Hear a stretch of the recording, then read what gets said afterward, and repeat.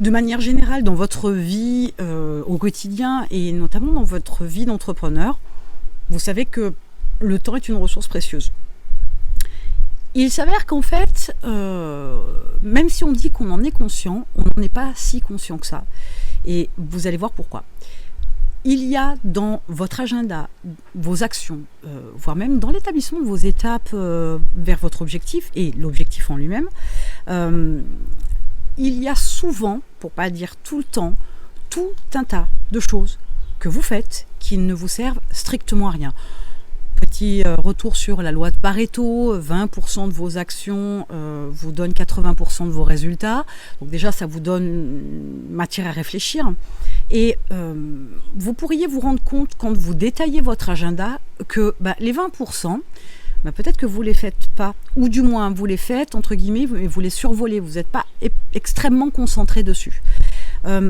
L'essentiel de votre temps est occupé à des choses inutiles. Vraiment. On est souvent, même si on n'a pas ce côté perfectionniste, on est souvent dans le petit détail, on veut reprendre des choses, etc.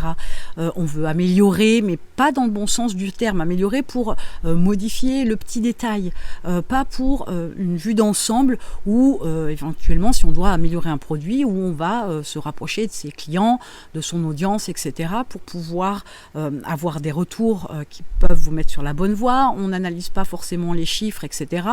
On va les survoler. Et donc, le problème, c'est qu'on n'est pas concentré sur ces 20%.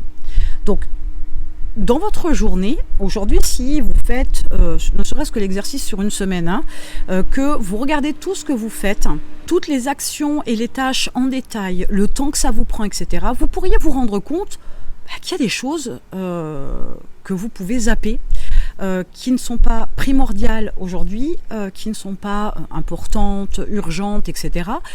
Et qui ne sont pas, entre guillemets, les 20% nécessaires pour développer votre entreprise. On s'occupe beaucoup à pas grand-chose. Et souvent, dans ce qui est important, on n'a pas pris la mesure de vraiment, je vous dis, ce qui va générer ces 80% de résultats dans votre entreprise. On n'a pas pensé à améliorer la façon de procéder, les actions, les tâches, optimiser, déléguer, automatiser. Et tout ça, on le fait encore un petit peu, entre guillemets, à la main, à l'ancienne, alors qu'on pourrait améliorer pour gagner du temps, pour faire plus, mieux, entre guillemets, plus et mieux, je précise. Et donc, l'analyse de votre agenda peut vous permettre, je suis certaine, de dégager du temps et aussi, en vous penchant, vous analysant et analysant ce qui est fait chaque semaine, voir quels sont effectivement les 20% qui font la différence dans votre business. Aujourd'hui, l'essentiel de votre agenda, il y a de très fortes chances, pour pas dire à 100% de chance, mais l'essentiel de votre agenda est fait de choses inutiles. Chaque fois que vous devez faire quelque chose à partir d'aujourd'hui, posez-vous la question.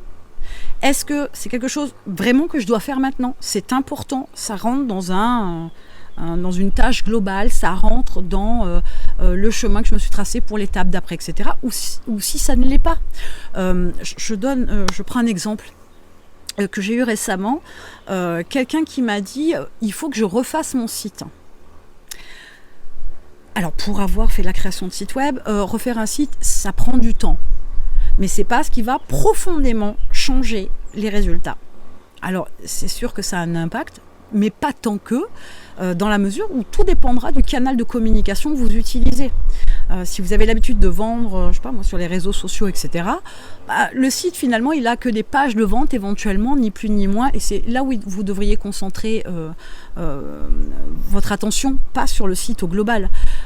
Accessoirement, si vous en êtes à vous-même faire la mise à jour et la refonte et l'amélioration de votre site, c'est que vous n'avez pas les moyens de prendre quelqu'un. Donc, là encore, vous êtes à côté de vos chaussures.